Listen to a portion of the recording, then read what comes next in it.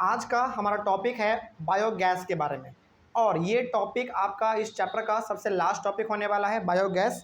इसके बारे में हम लोग पढ़ेंगे और जानेंगे कि आखिर बायोगैस होता क्या है। ठीक ना, चलिए शुरू करते हैं। क्या लिखा हुआ है? लिखा हुआ है सबसे पहला, organic waste such as dead plant, animal dung and kitchen waste can be converted into a gaseous fuel called biogas.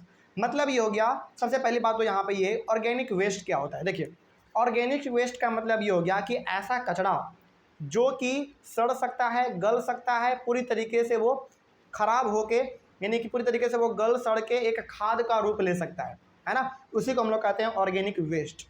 Basically मतलब ये हो गया कि ऐसा कचरा जो कि सड़ और गल सकता है ना। तो अब सवाल है कि क्या प्लास्टिक हमारा ऑर्गेनिक वेस्ट में आएगा?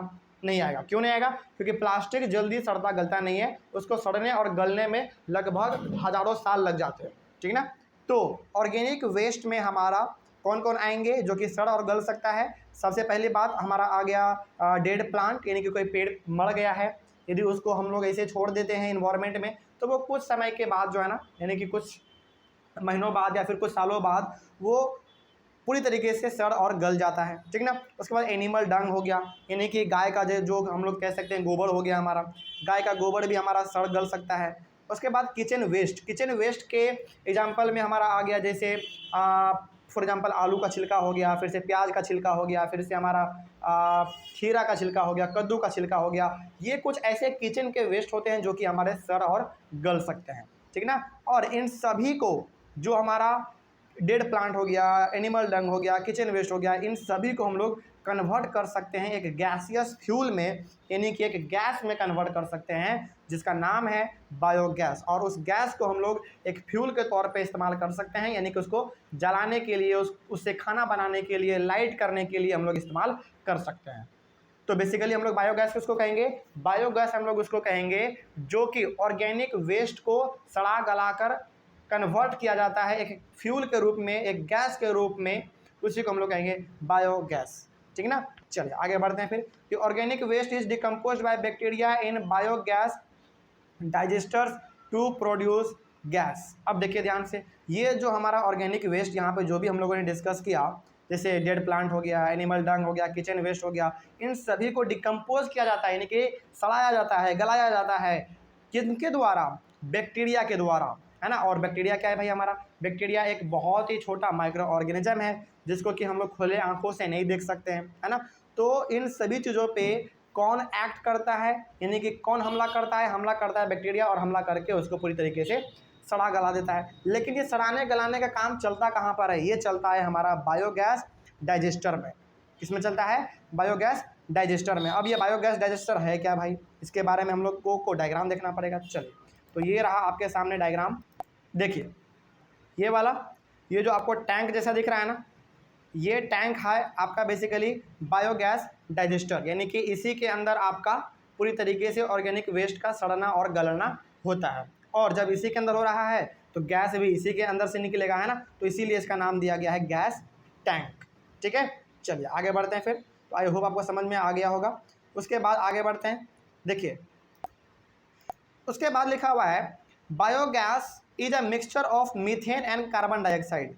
तो उस टैंक से जो हमारा गैस निकलेगा, जिसको हम लोग बायोगैस कहेंगे, बेसिकली बायोगैस में दो प्रकार का हमारा मिक्सचर है।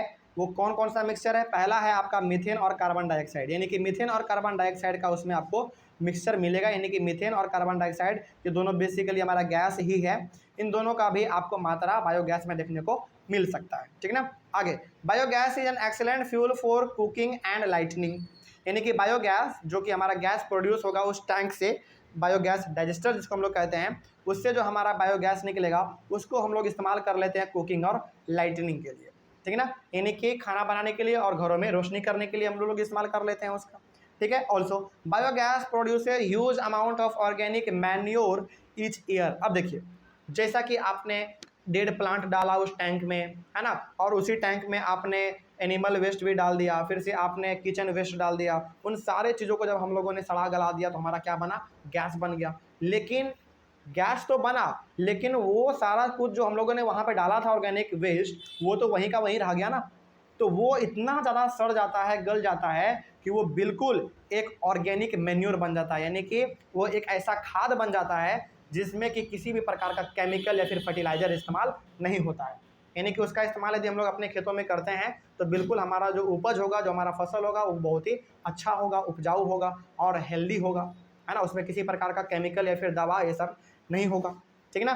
तो बेसिकली हम लोग यहाँ पे ये समझ गए कि बायोगैस एक हमारा गैस है जिसका कि हम लोग इस्तेमाल करते हैं खाना बनाने के लिए और लाइटिंग करने के लिए।